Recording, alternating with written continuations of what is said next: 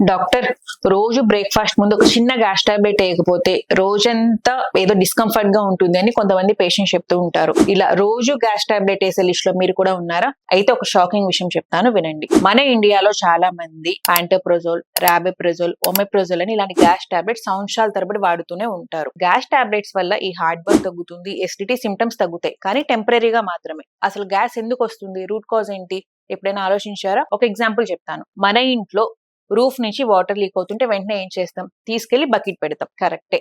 కానీ ఆ లీక్ ఎక్కడ ఉంది, ఎందుకు వస్తుంది అని ట్రీట్ చేయకపోతే రోజు బకెట్ పెట్టాల్సిందే, రోజు వాటర్ మార్చాల్సిందే, ప్రాబ్లం అలాగే ఉంది. గ్యాస్ ప్రాబ్లం కూడా అంతే. మీరు టాబ్లెట్ వేస్తే సిమ్టమ్ తగ్గుతుంది, బట్ కాజెస్ ఏంటి ఆలోచించారా?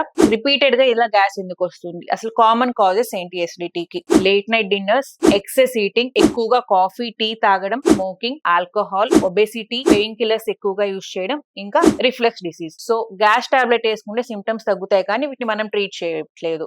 సో గ్యాస్ టాబ్లెట్ ఆపేస్తే మళ్ళీ మళ్ళీ సిమ్టమ్స్ వస్తూనే ఉంటాయి. ఇప్పుడు ఇంకొక ఇంపార్టెంట్ థింగ్, గ్యాస్ టాబ్లెట్ చాలా మంచి మెడిసిన్స్, కానీ కరెక్ట్ పేషెంట్స్ లో డాక్టర్ అడ్వైస్ తో మాత్రమే తీసుకోవాలి.